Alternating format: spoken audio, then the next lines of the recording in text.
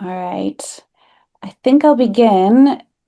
We have a great panel here who have lots to offer. So I think I'll start first by saying welcome. Thank you to our audience for joining, and thanks to the BFI's Sustainable Screen Fund, supported by the National Lottery, for making this session possible. We are here to talk about clean power for lower budget feature films. In December last year, BAFTA Albert and industry partners launched Spark, the film and TV industry's roadmap to clean temporary power by 2030. Spark sets out a practical, collaborative plan to transition our industry away from fossil fuel generators and towards alternative solutions without compromising creativity and production quality. The need for Spark couldn't be clearer. In 2024, UK productions burned over 3 million litres of fossil fuels in generators, and more than half of productions relied almost entirely on fossil fuels. An accompanying statement of intent came out alongside Spark and has been signed by many of the key industry players, with more signing up. The moral case has always been clear, but now it's exciting that the business case for clean power is clear too.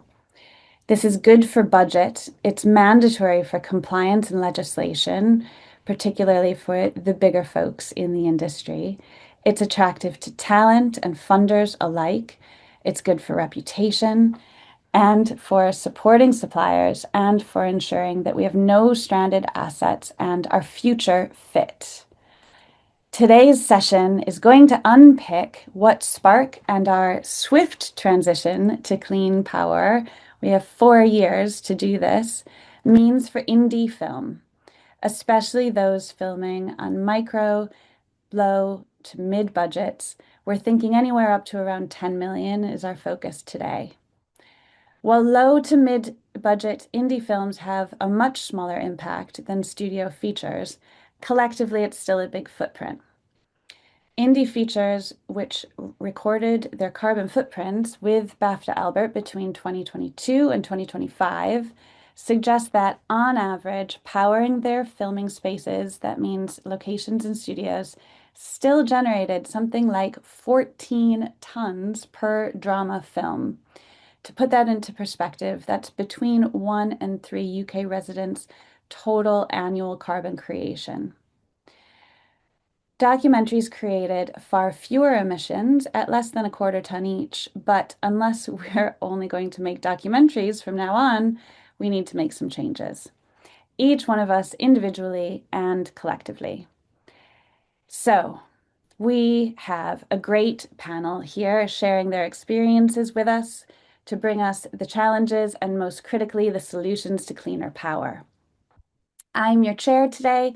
My name is Roxy Erickson. I'm the co-director of Creative Zero and the co-author of The Fuel Project, which is a knowledge-sharing initiative on clean power and transport in film and TV. And with me, I have Bryony Harrison Miller, the Director of Sustainability at Get Set Hire. I have Adam Wilkinson, film and TV consultant, sustainability consultant, pardon. We have Nell Green, freelance producer, who was last on The Arrival with House Productions. Alex Pulinen, company director and producer at ASEAN International. And Khadija J. Khan, producer, writer, and community builder. She was the APN Animal and is currently at the BFI. All right, there, introduction in place. Let's start off this conversation. Before we talk specifically about cleaner power, I thought let's take a moment to consider the context of independent film and environmental sustainability. Nell, Khadija, Alex, let's start with you guys. Maybe starting with Nell. Could we start with just thinking about the role indie films play in shaping the workforce and culture of the industry? Sure. Yes. Hi. I think independent film has always been a really innovative place. And I think in indies, we tend to be able to be a bit more agile and flexible and to try things, which always seems like the wrong way around. But I think the reality is that that is how it works, not just in sustainability, but across the board.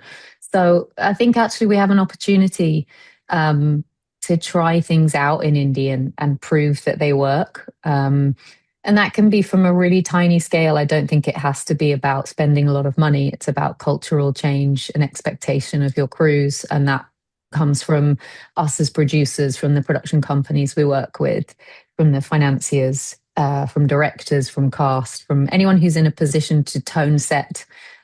There's a lot of work we can do there that doesn't have to be about money. So I think indies are the more exciting, more interesting place, and that's where change happens, and we should lean into that. Khadija, Alex, anything to add?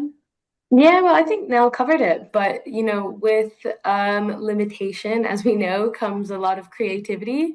And I think especially here in the UK, when as many indies do working with public financiers, they provide a lot of guideposts and requirements that then shift culture on the ground. And so yeah, I think that it also indies are oftentimes where passion projects live, and so that can add to shaping culture in a way that is more sustainable and that takes a more radical approach, both creatively and practically. And yeah, I'll leave it there.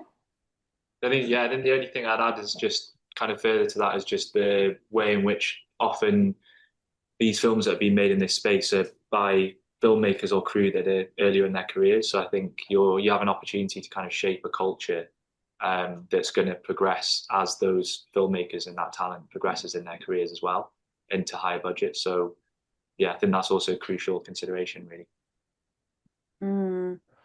I want to say to our audience members too, while we start off this conversation, if you have questions, please do put them in the Q&A. Sometimes that comes up in the little three dots under more. Stick them there and we can track them as we go along. Moving on to Adam and Bryony, if we sort of switch for a moment from this idea of culture and the industry and talk to you two maybe more about the practicalities and the boots on the ground, what challenges do you see occurring when indie films try to be more sustainable? I suppose the thing about indie films is they don't have the luxury of being able to throw money at the problem, and they have to be very creative in their solutions and try and think their way out of a problem, which actually I love. I love being in a small production or an indie production where you have to be creative and think, well, let's not just throw tens of thousands of pounds to solve that problem and make it go away. Let's actually stand back and go, can we do this better?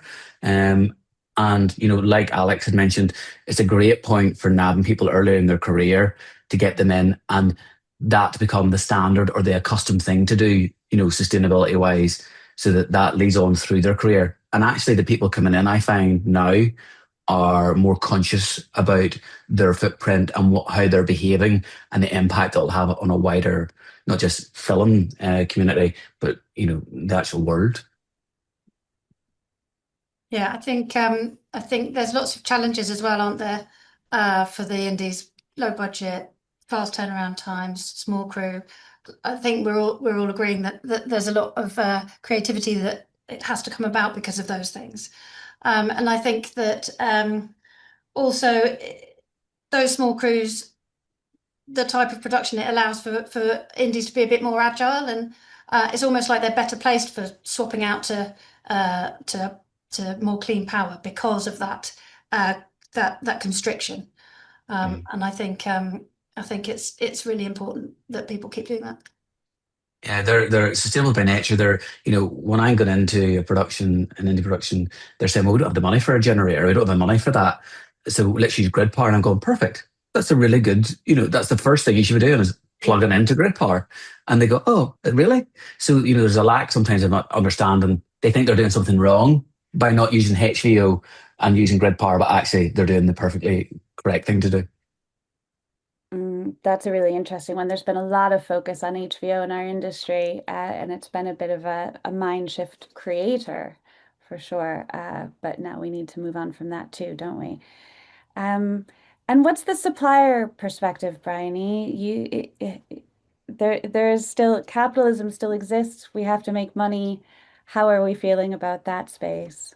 Yes, I think the whole industry needs to make money. It's not just the suppliers, is it? But I think, B Corp exists for a reason. We all know that business can be a force for good and probably needs to be in the current climate. I really think that that Spark is brilliant, and it's a great roadmap to decarbonisation. But I think that talking about finance in general, of how we finance this shift is quite important for our industry. I believe the Fuel Project estimates something like 14 million pounds needs to be invested to get us to a decarbonised generator or a decarbonised power place. And I think there is definitely room for a discussion as to how the industry finances that. Yeah, there's nothing better than having your data quoted back to you. I love that. Yes, absolutely. We need to fund this, and it needs to be collective funding from the industry as a whole. So switching back to Khadija and Alex and Nell, maybe starting with Khadija, can you give us some storytelling? Like tell us your journey. Tell us something that went wrong, right, on a production when you're trying to get fossil fuel Jennies out of it. Yeah. So as Roxy mentioned, I was the associate producer on a film called Animal, and that was BFI Film 4 and Sky backed, which was really interesting because it was actually the first time those three financiers had all co-financed as a trio.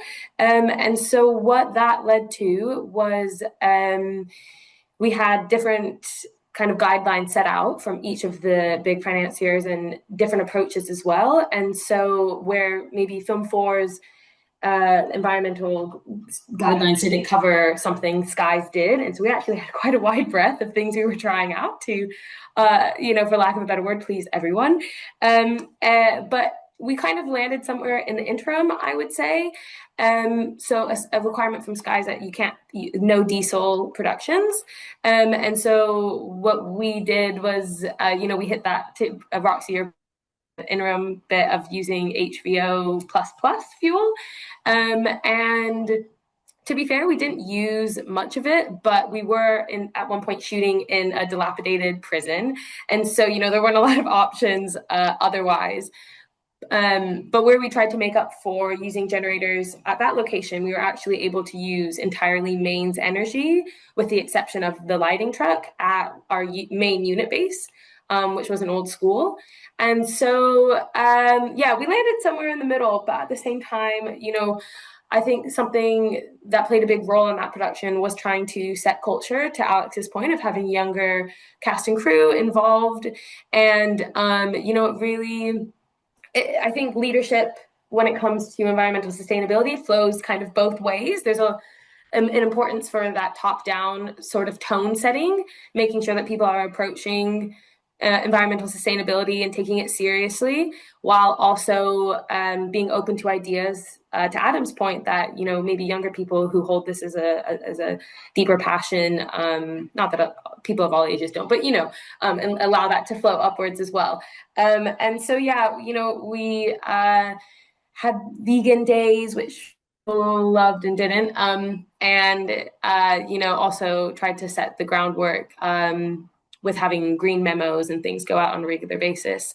But also just by virtue of being low budget, recycling and reusing things came quite naturally. So we were lucky to be able to kind of reduce and reuse several things through our set design, costumes, etc., and just borrowing from other bigger productions as well.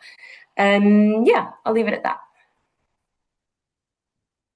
Alex, do you have thoughts on that? I'm trying to think of a good way to start. I think it is, like, probably for a lot of people as well, listen, like, it is quite a daunting prospect to think about how film production, which is obviously incredibly energy demanding activity, is something that is where there's this priority for all of us to be thinking differently about how to bring those costs down. I guess one of the main sort of challenges for us is that as a basically a regional company that's often made films in quite remote places and sometimes internationally in countries where there's been less infrastructure than there is in the UK to kind of find innovative ways of actually doing things that are going to reduce the carbon footprint. I think the reality is we have found it very challenging, and part of that conversation does definitely tie into the way that projects are financed as well. I know we're going to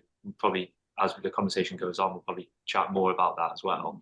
But yeah, I suppose like as a producer, we're kind of caught between two things, and our decision making is hugely important within this. But on the one hand, we do have the way in which projects are financed and kind of level of intervention that's there to incentivize certain types of activity. And on the other hand, we've got the infrastructure question of what is actually available in terms of equipment, in terms of solutions that are cost effective. And so, yeah, again, when we're looking at maybe filming in remote locations in the UK where maybe equipment houses don't have the same kind of array of options, you're then looking at adding costs to your film to be able to bring certain things in from other places and these kind of challenges. So we did run into these sort of issues a lot with our films recently. I would say again, it does kind of touch on the financing thing. Like one of the interesting experiences we had was with Film Wales, who of all the funders that I'm aware of was kind of the most proactive in terms of having a sustainability fund essentially within their main like investment in the project, and that was money that was kind of ring fenced specifically for sustainability. But they also use that word quite loosely, and that could also relate to economic sustainability or sustainability of kind of local skills and talent. So there was, they were very flexible in terms of how you use that funding. And in the end, I'm someone that came into the industry really wanting to, really caring about climate, really wanting to be part of a culture of change, and finding myself in a situation when I was looking at that fund where we wanted to try and use that money in a way that was going to be meaningful in terms of reducing carbon footprint. But in the end, we actually ended up using it to favour the support for skills and talent development in the region, because it was in North Wales that we were filming. And that ended up being something where we were able to make a stronger case for how we were using that money. So I guess for me, like because we've had some good experiences of finding solutions, but I do also feel like on these conversations, like for other people listening as well, thinking about how they're going to manage it, like there are so many challenges as well. I think it's like, in a way, for me, it's like more helpful to think about the things that really are barriers to actually making the situation like significantly better than what it is already. And yeah, that the regional point you're making is really important. That the region where you're shooting is going to dictate a lot of the controls you might have or not have. Northern Ireland Screen actually do something similar where they you've got sustainability support scheme. So within your overall funding, some of that, like you say, has to be ring fenced for sustainability, and it can't just be that you spurge all that on HVO. It's they get us to go in and they pay for 10 days of a sustainability advisor that has to be there in the first week of the production office opening, so you can get in early and get ahead, and then you'll say to them, right, well, you can use the money this way and we can do this, and like, where's your extra costs? But I'm not necessarily just Northern Ireland Screen because they're great at doing that, but suppliers, we work with some suppliers and said to them, I want to make a case for getting a battery storage unit in, but they don't want to pay for it. They don't know what it is. They don't understand it. And suppliers have come and said, we'll give you it for a week to trial to make a case. And then once we've made the case and they see how much money it's saving, they're like, get them everywhere as far as the eye can see. So it's, finding really good connections like that, I think, across the country that you can capitalize on is very helpful. I was going to say quickly as well, like with this thing of ring fencing funds, which a lot of the financiers in the UK are not doing at the minute. It sounds like Northern Ireland screeners as well as Film Wales. We've seen really, really positive examples of where ring fencing money has helped in other areas of culture change in the industry. So when you think of like well-being funding, something that BFI have been involved in for a while, and when you look at different ways in which ring fencing money has really incentivized producers and productions to actually prioritize, and also ring fence their own time and resources into thinking about how to improve certain processes. There's definitely kind of a really sort of significant sense of hope in how much of a difference that could make if all the financiers were on board with that. Yeah. Now, do you have thoughts on this?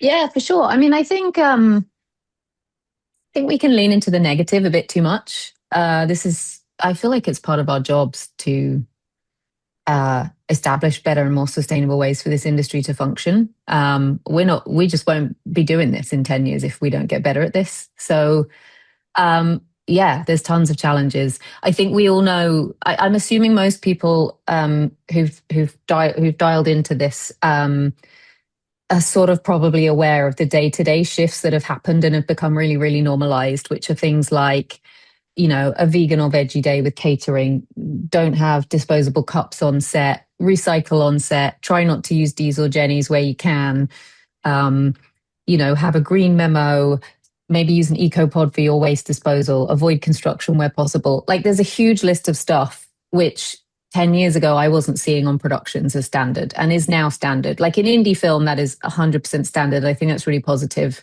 I've not gone into a production in years where we haven't done all those things and it's been normal and we haven't had to make a case or fight for it. It's just done.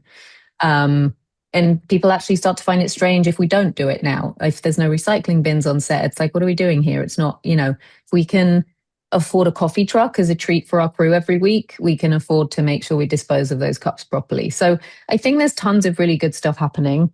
I've filmed in all sorts of very rural places, off the west coast of Ireland through the winter multiple times. You don't have places you can plug into power. It's tricky to get stuff out there. It's all true. I think we have to find solutions to that. And that's a combination of suppliers and, of course, financial incentives and us being innovative as productions. And sometimes it's about having a really difficult conversation with your creatives about what's achievable and what's okay and what's not.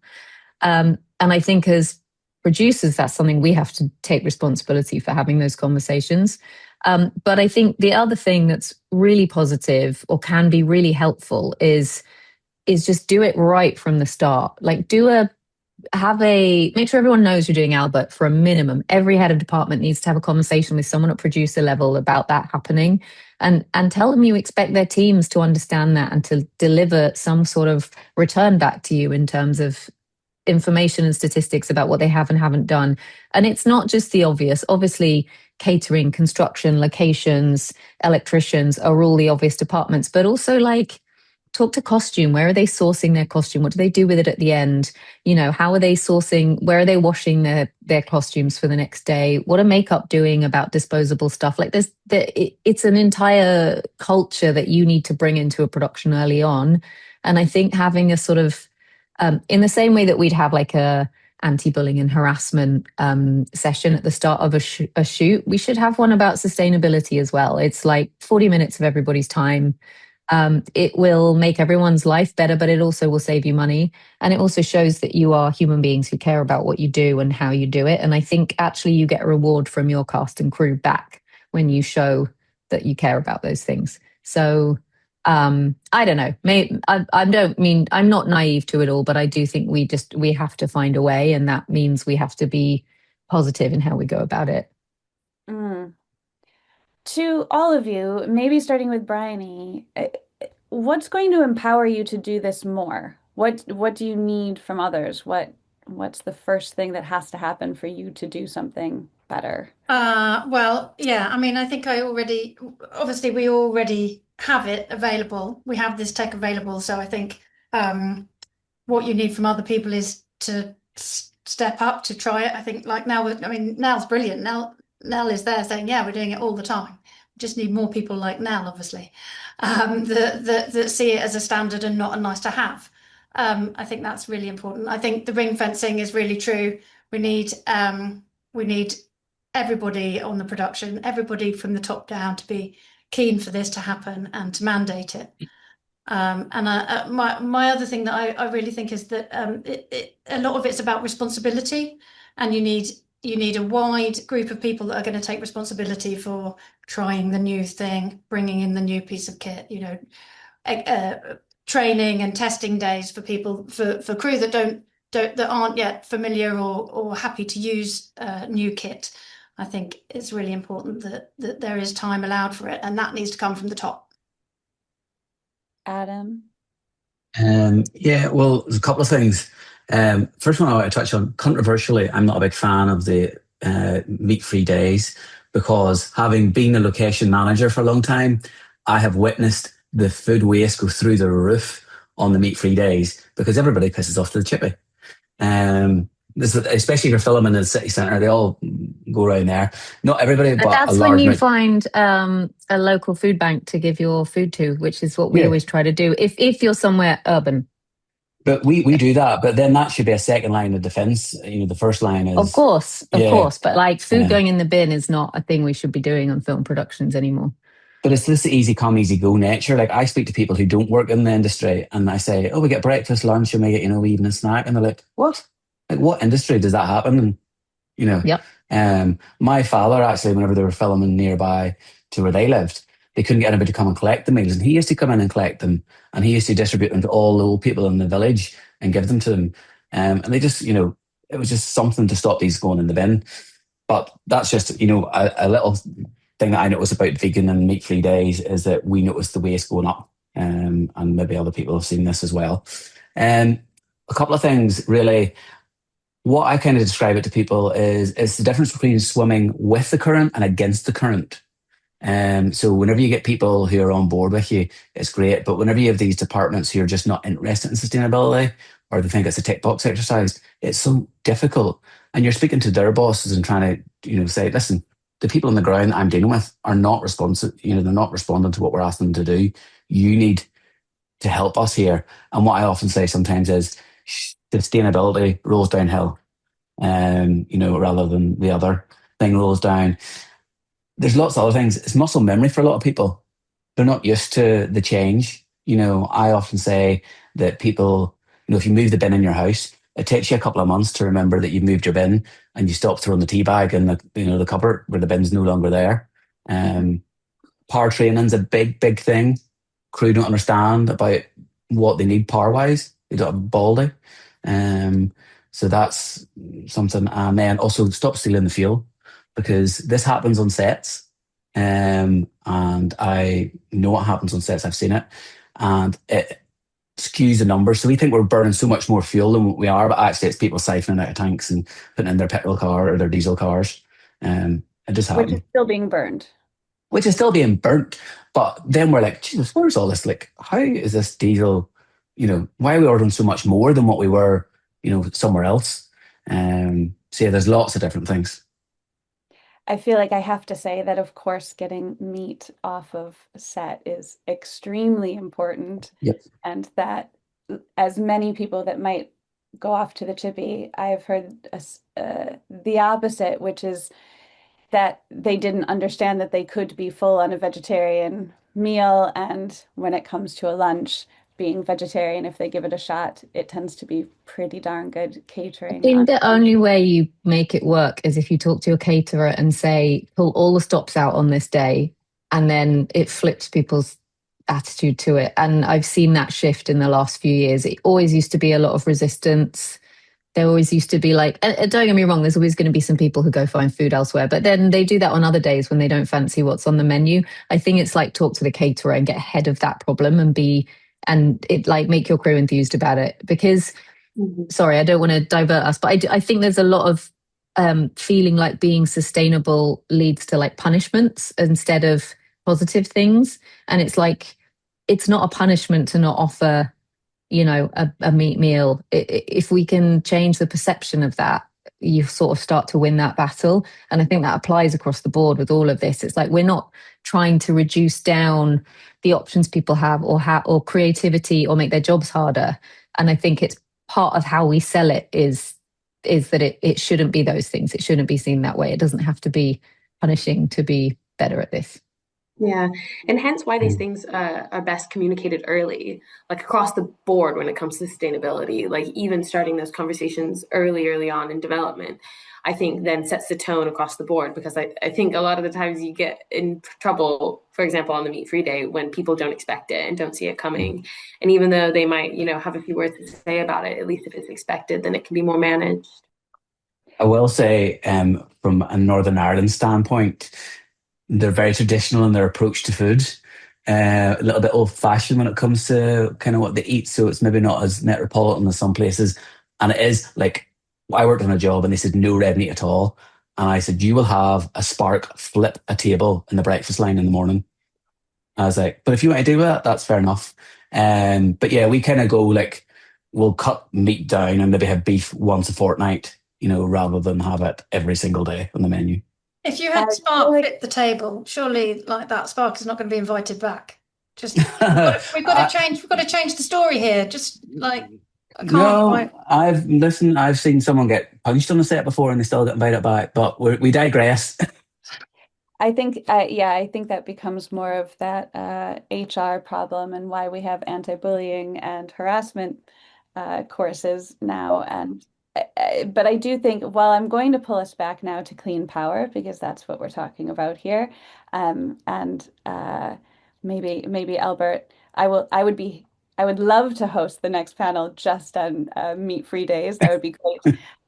There's so much to offer. It's a very emotive subject, and what it does offer is this concept of mindset shift and just how hard that mindset shift can be. So, and I think that translates to clean power as well. How about this? Let's move on. Bryony, cleaner power solutions, they cost more and they take longer to implement. True? False? How do you feel about my statement? It's a good question. I think it depends a lot on the production and how keen people are to make it work. I think it depends on your location. Obviously, if you choose a location that's miles away from anywhere, it might be more difficult for you to recharge your batteries, but maybe there's a consideration in your pre-production of where you are going to choose your location to be.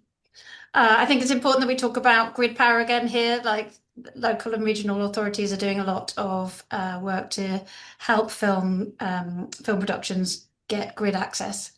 And so I think the other thing that I wanted to talk about here was just in terms of cost comparison. So I think a lot of the time fuel isn't included when you're comparing Jenny to battery, and I think that's an important thing to do too.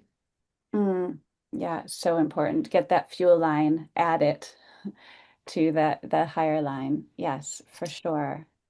Nell, do you have thoughts on this? Yeah, I mean, I guess it's the case with when things are new, they tend to cost more money, and there's an investment required from the likes of Bryony and other hire companies because they have to get the kit in that we can start to hire. Obviously, the more regularly it's used, the more cost effective it becomes over time. I think a lot of the time, I think it's about making a proper assessment when you go on a tech recce about what you really require rather than just booking the Jenny because that's what you always do.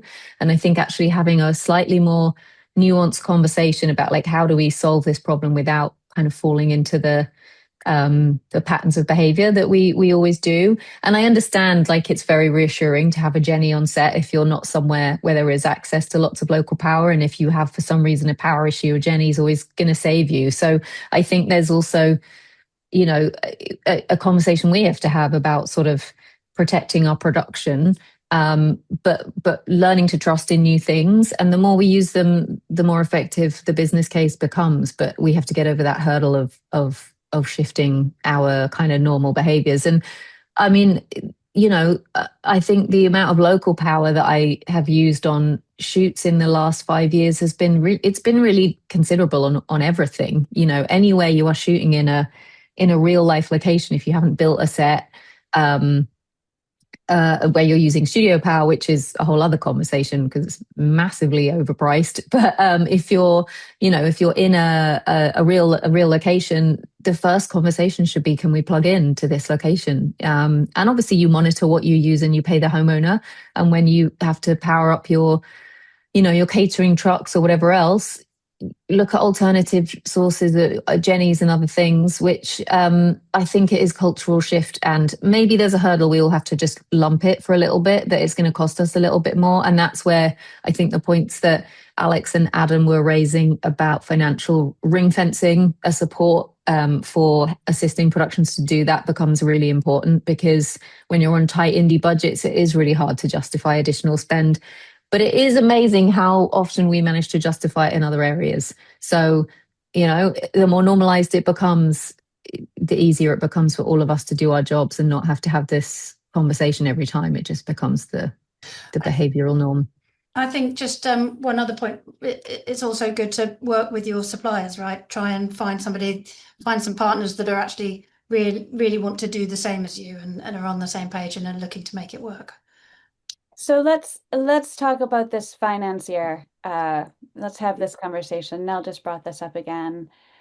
What's the one thing, if you guys each had to say one thing in a bullet point, what is that a financier could do from the top to ensure a production's more sustainable?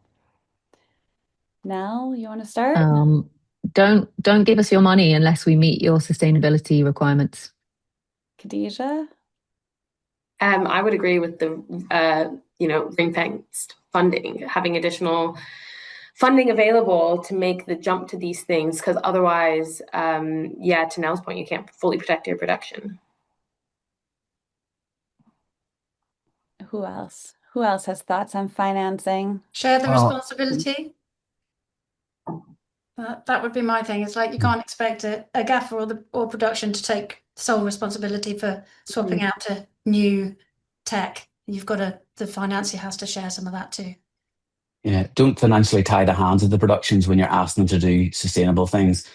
Give them money to be able to facilitate it. This is a big thing that I always say.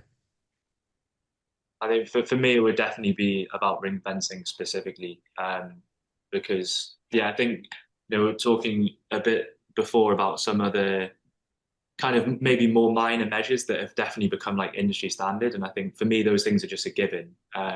And for me, it's like there is a really serious crisis here in terms of the amount of energy that we're consuming and the ways in which we're consuming it, and I just don't think these smaller things are going to change the bigger picture. I think it's an infrastructural issue. Like in our whole society, we've been trying to push for a shift towards, for example, electric vehicles. And some people would also argue that even electric vehicles aren't enough and they cause damage to the environment as well. But if you look at that, how long that shift is taking and how difficult it is for the everyday person to be part of that change when the vehicles cost X, Y, Z more than what another type of vehicle would cost. That's where, again, the economic model needs to be adjusted. And that's why I think, again, when you come back to, I don't think it's enough to say, oh, we should just give producers more money, because you know what will happen. Producers and productions will then, there'll be other competing reasons. Like, Nell was saying, you find other reasons to spend money on other things. I think ring fencing is a very particular way of incentivizing producers and productions to actually focus on prioritizing solutions to this particular issue. Because essentially the problem is, again, the cost. Like it is, at this moment in time, it does cost more to use certain types of equipment or certain types of vehicles to rent. There's very few suppliers where you can rent electric vehicles, for example, across the facilities. So the fact there's a limited supply is obviously going to push up the price. The more supply there is of these vehicles and equipment, the more the cost is going to come down. So this feels like a moment in time where, if the financiers can incentivize that kind of expenditure with a ring fencing, we're going to then be incentivized to spend more money on that kind of equipment and those kind of vehicles. And suppliers are then going to be incentivized to supply more of those things because they're seeing more demand across the board. So for me, all these things are completely interconnected. And I appreciate that financiers have limited resources as well, so they're also looking at that. But it's become such an urgent question, and on a government level, obviously, there's a lot of pressure on these organisations to be supporting this change. So I think, when there's money that's being ring fenced, for example, for well-being and other things that are also being, valued this highly, I think, yeah, for me, it's a no-brainer, especially when some of the smaller funds, like Film Wales is not necessarily the biggest, national fund in the UK, but somehow they've managed to make room for a sustainability fund, which is incredibly admirable. And it would be really good to see other financiers following suit. I love that Adam has his hand up. Adam. I know. I just I feel like I was cutting across people who didn't want to, but Northern Ireland's been actually doing a thing. So whenever I'm not an ambassador and I don't get paid by them, by the way. But they released their funding in stages based on reports from the sustainability advisor. So you'll have to put it in and get your funding released. And it's not the sustainability funding, it's the entire production funding, which is a really good way because people become very compliant whenever you're holding the purse strings, which I like. And also they've made things like HVO has to be their primary fuel source. Obviously grid power is better, but they made loads of mandates that you must, straight out of the gates, you have to follow. Mm, I really like that, having to come into your office and say, please, will you sign my form? Genuinely, they come in and they'll ring me on like a Friday. We need some money. Can you make sure and give that? And I've given the report to them. It's fine. Don't worry. They're coming back, because they want the money. They're desperate for it. And they become very, compliant whenever they want something from you. Mm, okay. I would like to, any other thoughts about finance? Obviously, you guys are saying ring fencing is important. I guess maybe I would argue that making getting rid of a fuel line as just the standard thing that goes into all budgets as standard operating procedure when there isn't a battery line. Maybe that needs to go too. Maybe you have to work your way down. Maybe you have to get approval for a fuel budget. Um, any other final thoughts on what financiers can do? Well, not really thoughts. I've got a tip. So what I do in my job is if somebody wants to order fuel, it has to come through for an approval process, and it's just really why they're making a case for it. And then we kind of go, all right, okay, this is why you need it. And then, having been a location manager, sometimes you can go, right, well, that is a valid case, and I understand the point they're making. Here's alternatives. Can we try this? Is this a viable option?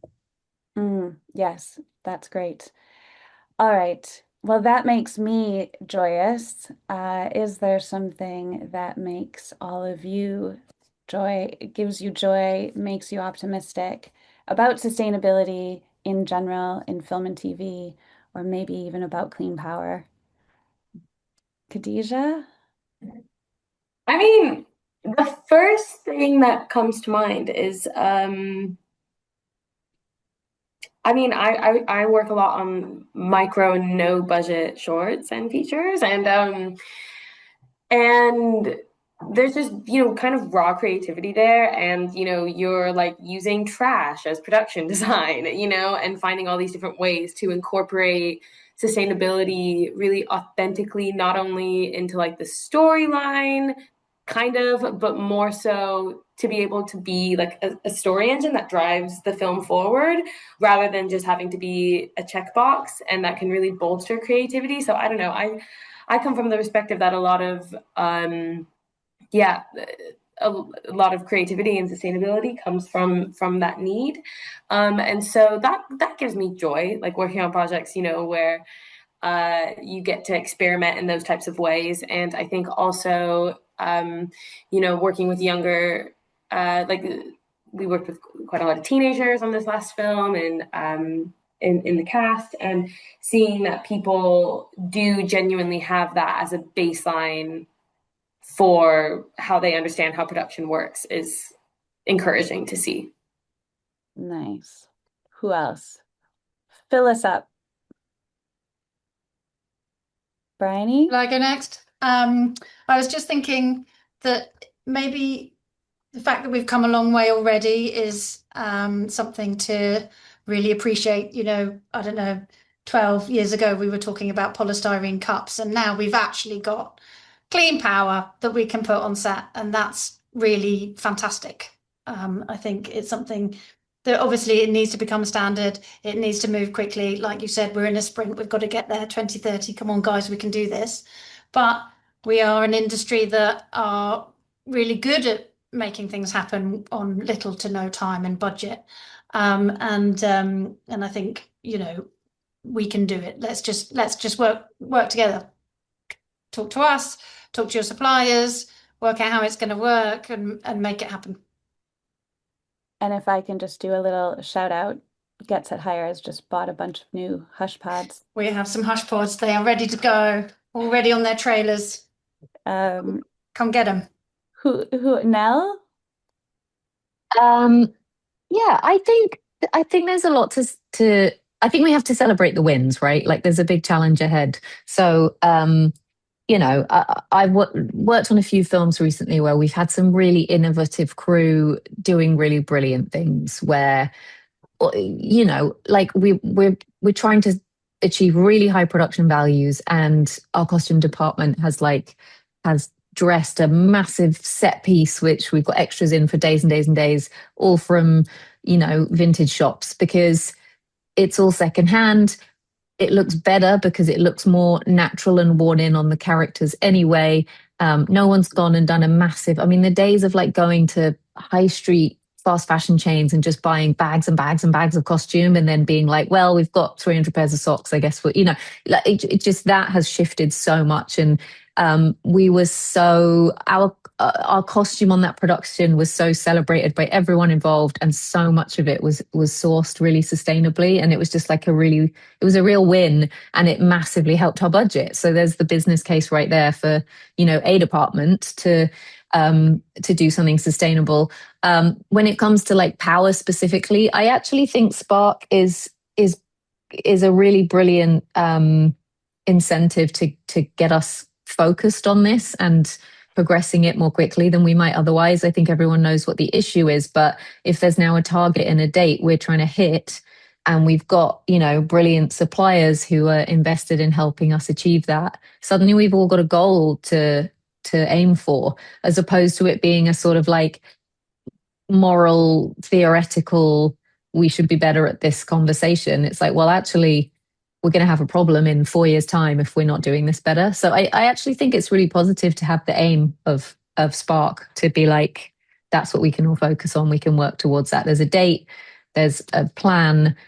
Let's all kind of collaborate and talk to each other about it, rather than it becoming a chore or the sort of eye roll conversation at the start of every production. Alex, I'm going to turn to the questions from the audience now, but I thought, what gives you joy? Yeah, just really quickly, I just think like whenever these really monumental challenges come along, that it's also an opportunity to take responsibility and to be proud of being part of making, improving things and making the world a better place. So I think for me, it's not really something to shy away from or to feel intimidated by. It is a massive thing that we're undertaking to try, because again, film is such an energy demanding activity, but I think that it's exciting that I think there's a lot of things that UK is not leaders in anymore, but that I guess our film industry is not doing too bad, and also we're definitely one of the countries that I think can be at the forefront of conversations about how to improve our processes when it comes to energy consumption. So I'm excited about those opportunities, and I think we should all try and be proud of the opportunity to be at the forefront of making, being leaders and making decisions that are going to improve the future. So yeah. I love that. Yeah, I love that we've worked in national pride. This is great. Okay. What advice can you give to low budget filming working in regional locations that are further away from production hub bases? I think we're looking at bullet points here, guys. Who wants to take that question? I think it's really tough. I think it's one of the biggest challenges, and maybe if you've got someone like Bryony who's providing your kit, like have a conversation about what's practical and realistic. get your gaffer involved really early, because I think the other thing we do is like we go somewhere, they get to see it on a tech recce. You're shooting in a week's time and they haven't really got the time to plan an alternative. So maybe there's just a slightly more joined up approach that helps, where you talk to them early about, hey, do you know what? We're going to be in this really rural place. So there are options that we can consider. And that's not just your shooting location, which might be the most challenging place to get power to. It might also be like, where's your green room and your unit base, and how are you powering those, and what's catering doing, and can you power the kind of the behind the scenes part from local power if you can't do that, if you can't access the grid on the shoot location. But I think this is where the collaboration becomes really important. It's very easy to sort of go, oh, I don't know the answer, so there isn't one. But like, I'm absolutely not an expert on power. So I think DP has to be part of that conversation. Gaffer, suppliers, director, potentially. This is all everyone's responsibility. Then no one's kind of outside of taking part in that conversation. So that would be my untechy answer. Good. I was going to say, actually, with like Nell brought up a good point about the director and the relationship with the director, because as a producer, I've done know with other producers on this in terms of like budget levels on projects, but very often you kind of feel it's a miracle because you spent 10 years trying to raise money for a film with the director, and it's their entire life, this project, and you haven't actually got enough money really to make the film because of market forces, not because of anything that you've done, but you're always compromising creatively in every single step of the way. And to then just throw in, oh, by the way, also we're worried about this issue, which is, we're consuming too much energy. Like, do you mind if we just cut this scene because, which you wrote 10 years ago as part of your film? It's very difficult. It's obviously really challenging. That's like another pressure that we have on us, is, we haven't actually talked about it in a lot of detail, but it's part of the problem. But like, actually, one thing that I've really noticed that I think has been quite interesting for us is just being creative about locate, in terms of when we're talking about, rural locations or remote locations. One of the things that I've so often found on films I've been involved in is there's these aspirations to go to really, really far away places. And then you just end up somewhere that's like 20 minutes away from the city, because actually that's the only way that it's viable to shoot the scene, and because of cost, but also because part of that reason is because it costs more to get people there, which is partly an energy consumption issue as well. So I do think, like, creatively, the first things you should definitely be thinking about in your back pocket is, what is the alternative location that is only 20 minutes away from a major hub that still looks the same or similar, rather than spending like the whole day getting somewhere, having people stay overnight somewhere, which costs a lot of money, all the transport involved in that. That's definitely one thing on films I've been involved in that have had more remote locations. That's one of the maybe most obvious, but also most fundamentally helpful solutions that we've found. So it might be helpful to manage expectations around that. We now have questions pouring in, and not that much time. It was quiet out there. So I want to move on from this question. I think I'd add that HBO is pretty much available anywhere in the UK, and it's not harder to get somewhere for most cases than diesel.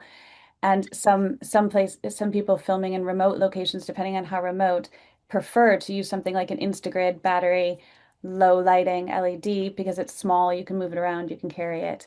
So it's not always a restriction. Sometimes it actually, using the clean power tech can be easier than taking a big Jenny around.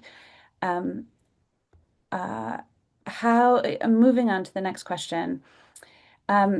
This is a quickie. Have you guys seen lines for sustainability being included in your budgets specifically? And does that mean things like fuel budgets are being reduced? Has anyone seen a line in your budget for batteries? I think a very quick answer is we often used to have an offset line, a carbon offset, because of Albert, which is no longer a requirement of Albert. But I know Albert's being reviewed, and I don't know what that will look like, because other people here will know much more than me. So that often used to be a budget line, which has now come out generally because there's no longer a need to pay for offsetting. But I would sorry, my dog's joined us. I would rather we shifted that line into other sustainable requirements rather than take it out. So yes, that line's often there in terms of how you break down fuel and access to, like, gas, oil, mileage. You always see the same lines. And I think it's a really good point you've raised, that why aren't we challenging how we break that down and what we deliver to our financiers as how we're gonna split that money. Does anybody want to add about a sort of insetting, some sort of industry standard? Does anyone want to build on those thoughts? That's one of the other questions. Yeah, I would say that now I don't know what your experience has been, but I'd say that kind of some sort of sustainability coordinator and these are different roles, but and or a consultant has become more standard. So that's Mhm. probably something that you would generally assume to see in a budget, or you'd aspire to have that in your budget, assuming it's Yeah. achievable. And then And again, I've done that on small indies where there isn't loads of money. In fact, I can see a question posted by one of our fabulous sustainability monitors. But it is possible on, if you bake it into the budget from day one and you never take it out, it will stay. It's, that's what we do with other budget lines. It's just get it in there early and stick to it. yeah, I think, and also just quickly to come back to the ring fencing thing, obviously, where we have had funding that is for that, we've obviously ring fenced it in the budget as well. And I think that again for me is where it's just it's such a straightforward kind of intervention or solution to this, because your finance plan and your budget match only insofar as you are delivering on ring fencing that money to focus on this particular issue. And I can't, for me, I can't think of a better way of formalizing that, incentivizing it, putting producers under pressure as well to deliver on what needs to be done, and also to help subsidize the increased costs of working with certain types of equipment or vehicles that are, at this moment in time, they are more expensive. Right. I am going to wrap us up there with 1 minute to go, and say thank you. I think if my kind panelists wouldn't mind answering a couple of the questions that have sort of come in last offline, that would be great. I want to thank all of you for joining us. These panelists have made clear that they and the industry could handle having sustainability directly tied to funding. They have said do it from the beginning. They have said location matters and regions have different sources, so think carefully about where you're shooting and why. Likewise, smaller budgets mean restriction, but that restriction can mean experimentation, it can mean creativity, and that's what this industry is all about, right? So you're going to get a slide here, please, signposting to Spark, and I also want